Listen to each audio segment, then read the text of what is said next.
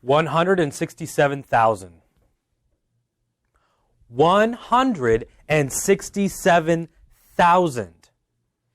If you add up all the college students that attend ASU, U of A, and NAU, you get around 150,000. So imagine if all of those students in unison all took the same day of school off at the same time. On a random Wednesday, if you walked into any one of these three campuses and there was no one there, nobody in the Union, no one walking across the quad, just empty. Creepy, isn't it? No sounds of laughter or talking about what happened the night before. No one running to grab lunch in the Union before class. Quite the unsettling picture.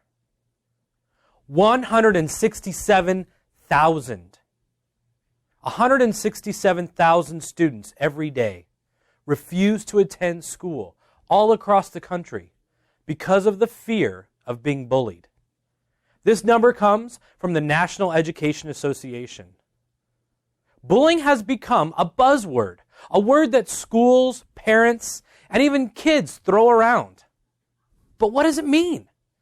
This word that we keep throwing out there whenever there's an altercation.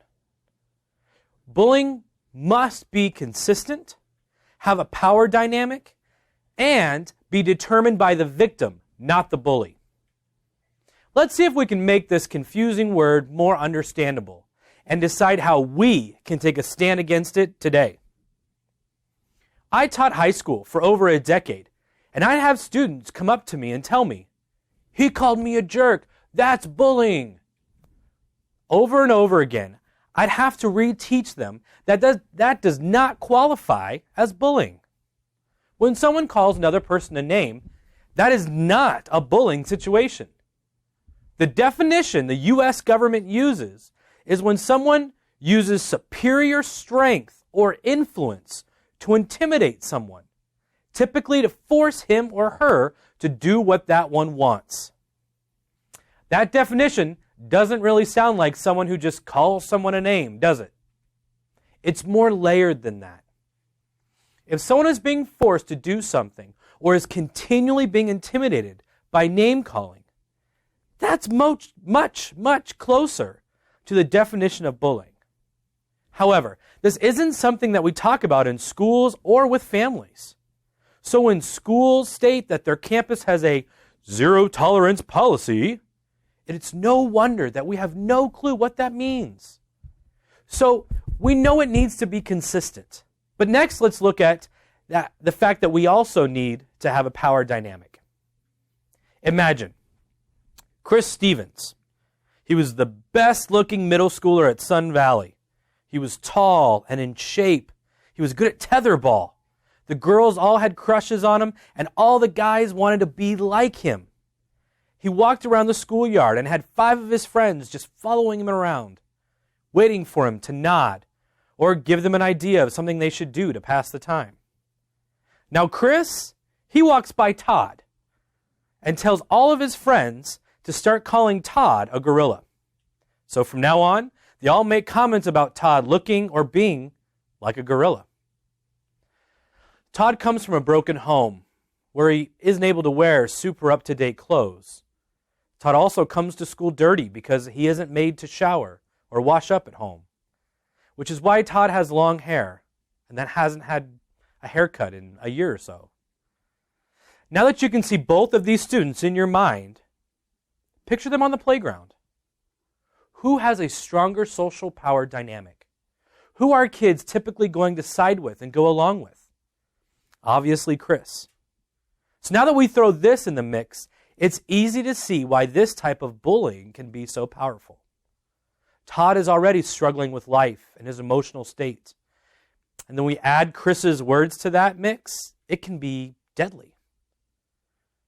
Power dynamic matters. So we have to pay attention to where the words are coming from and who they are aimed at. Let's talk a little bit more about the victim. We have left the decision of whether or not a child is being bullied to our educators. However, being an educator myself, I can tell you there were a number of times that I was unsure of who was responsible or even the social dynamics of the relationship, especially when it was two kids that I didn't know well. If a child feels and experiences the effects of being bullied, then they are bullied. A bully or a teacher or an adult doesn't get to decide whether this child is a victim or not. Only the child themselves can determine if they are being bullied or even harassed. We have to find out how both parties feel in a safe environment where they can share and not worry about any repercussions. The biggest problem is that we've created these schools who sit down both parties in the same room, and we ask them to shake hands or talk out their issues.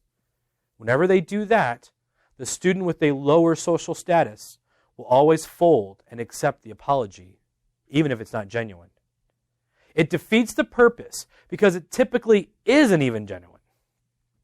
That's why, according to the National Bullying Prevention Center, over half, or 57% exactly, of bullying stops when peers step in to stop the issue versus when adults do.